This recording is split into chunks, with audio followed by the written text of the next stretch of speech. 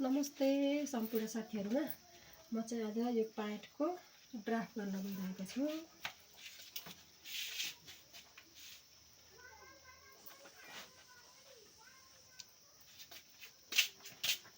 ब्लकदेखि यसको लम्बाइ रहेको छ 36 लम्बाइ 2 इन्च आउट गरेर लिएर आउने 36 2 इन्च फोल्ड गराउने गरेर मैले 38 ल्याएको छु। कम्मरको भाग चाहिँ 29 ला 8.5 ला पाउने 9 ल्याएको छु मैले चाहिँ। 1 इन्च मुजा पार्ने हिसाबले यसलाई 8 यहाँबाट यहाँ 2 इन्च अनि यहाँबाट यहाँ 14 भएको गरेर मैले 7 राखेको छु। यहाँबाट यहाँ हाफ इन्च छोडेको छु, त्यो चाहिँ गोजाको भाग 1.5 इन्च छोडेर यहाँ 5 इन्चले अनि यसलाई चाहिँ नापेर यो स्केल यसरी गरेर सट्ट लिएको हो।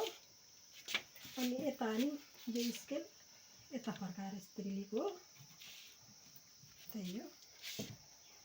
अब म चाहिँ कटिङ गर्न गइरहेको छु।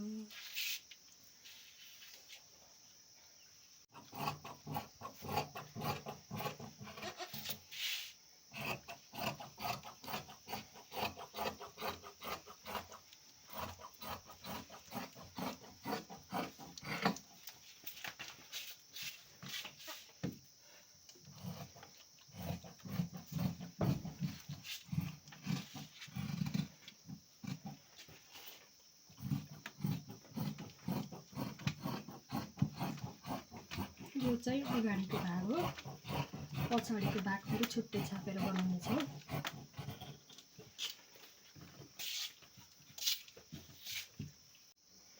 अगाडिको भाग काटेर भइसक्यो अनि पछाडिको अर्को पाटो छाप्दाखेरि यो भाग यताको यता फर्काएर बनाउने। अनि अगाडिको भाग यो पछाडिकालाई यो छापेर टक्क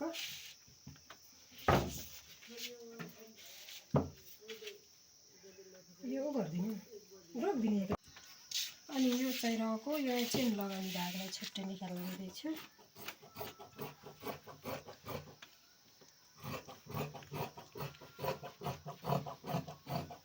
पछाडिको पाटा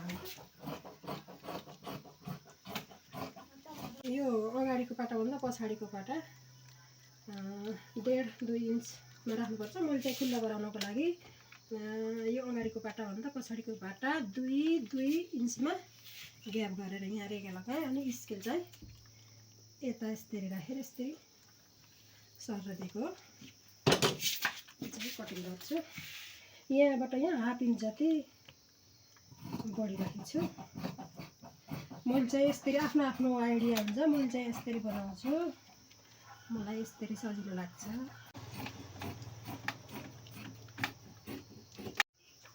यो इनमा चुक्का लागेपछि यसमा चाहिँ यहाँ मुजा बनाउन सजिलो हुन्छ, त्यही भएर मैले चाहिँ सुर्ती लगाइदिएँ। गोजाका भागमा पनि यहाँ काटेर चिनान छोडेपछि आफूलाई सिलाउन सजिलो हुन्छ। यसमा पनि त्यस्तो गर्दै अनि